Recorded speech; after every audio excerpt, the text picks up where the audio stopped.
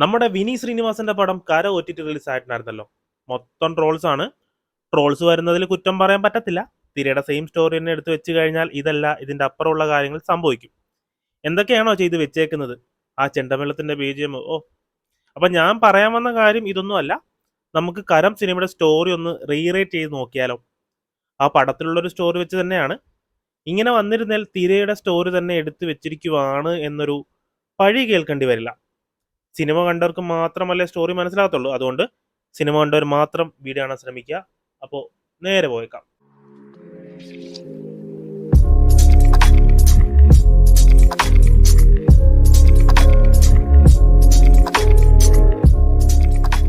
ഈ ഒരു പടത്തിന്റെ മെയിൻ പ്രശ്നം എന്ന് പറയുന്നത് എക്സാക്ട് തിരയുടെ സ്റ്റോറി വേറൊരു രാജ്യത്ത് കൊണ്ടിടുന്നു.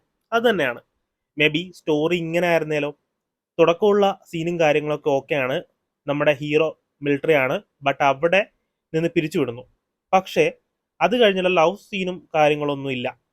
ഈ ഒരു തുടക്കത്തെ സീൻ കഴിഞ്ഞ് പിന്നെ കാണിക്കുന്നത് ഫാമിലി മാനായ നമ്മുടെ ഹീറോയാണ്.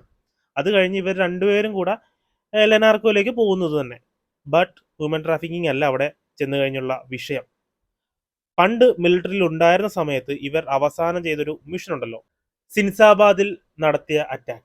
ഈ ഒരു കാര്യം ദേവിന്റെ ഫ്രണ്ട് വിളിച്ച് പറയുന്നുണ്ട് ആ ഒരു പബ്ബിൽ കയറി കഴിഞ്ഞുള്ള വീഡിയോ കോളിൽ.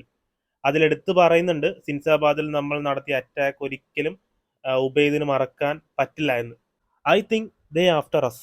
ഈ ഒരു സ്റ്റോറി വർക്കൗട്ട് ചെയ്തിരുന്നേൽ കുറച്ചുകൂടെ സെറ്റ് ആയേനെന്ന് എനിക്ക് തോന്നി.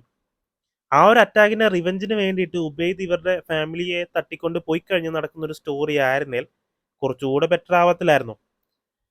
ആ പബ്ബിലെ സീൻ കഴിഞ്ഞ് ആ ഒരു ഫ്രണ്ടിന്റെ ഫാമിലിയെ തട്ടിക്കൊണ്ട് പോയി ആ ഒരു ഫാമിലിയുടെ മൊത്തം മരണമാണ് ദേവ് പിന്നീട് അറിയുന്നതെങ്കിലോ. ആ ഒരു ടൈമിൽ തന്നെ ദേവിന്റെ മുന്നിൽ വെച്ച് തന്നെ ദേവിന്റെ ഫാമിലിയെയും അവർ കൊണ്ടുപോകുന്നു. എന്നിട്ടൊരു ടൈമിംഗ് കൊടുക്കുന്നു. പറയുന്ന ടൈമിനുള്ളിൽ ഇവരെ കണ്ടുപിടിക്കാൻ കഴിഞ്ഞില്ലെങ്കിൽ ഇവർ കൊല്ലപ്പെടും. അതും പറഞ്ഞിട്ട് പോക്കാണ്. സെക്കൻഡ് ഹാഫിലായിട്ട് ദേവിന് നല്ലൊരു ട്രാൻസ്ഫോർമേഷനും കൊടുക്കാൻ പറ്റും. ഇങ്ങനെ ആയിരുന്നേ സെക്കൻഡ് ഹാഫൊക്കെ നല്ല ത്രില്ലിങ്ങും ആക്കായിരുന്നു. അവസാനം ദേവ് അവരെ രക്ഷിക്കുന്നു. ഇതൊരു ഫ്രഷ് സ്റ്റോറി എന്നൊന്നും ഞാൻ പറയത്തില്ല, കാരണം ഇത് കുറേ വന്നിട്ടുണ്ട്. ബട്ട് ഇത് നല്ലൊരു മേക്കിങ്ങിൽ എടുത്തിരുന്നേൽ പടം സെറ്റായേനെ. അത്യാവശ്യം നല്ല രീതിയിൽ ഓടിയനെ പടം.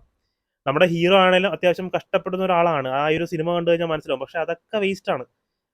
പിന്നെ വേറൊരു കാര്യമുണ്ട്, ഒരു മാസ് സീൻ ആണെങ്കിൽ അതിൽ BGMന്റെ ഇമ്പോർട്ടൻസ് എന്ന് പറയുന്നത് അത്ര വലുതാണ്. ആ ഒരു സമയത്ത് ചെണ്ടമേളമൊക്കെ എടുത്തിട്ട് കഴിഞ്ഞാൽ ഒരു ഇമ്പാക്റ്റും കാണത്തില്ല. എന്നിട്ട് നാട്ടുകാരെ കുറ്റം പറഞ്ഞിട്ടും കാര്യമൊന്നുമില്ല. കാര്യം കൊള്ളാത്തതുകൊണ്ടിട്ടാണ് അവരെങ്ങനെ പറയുന്നത്.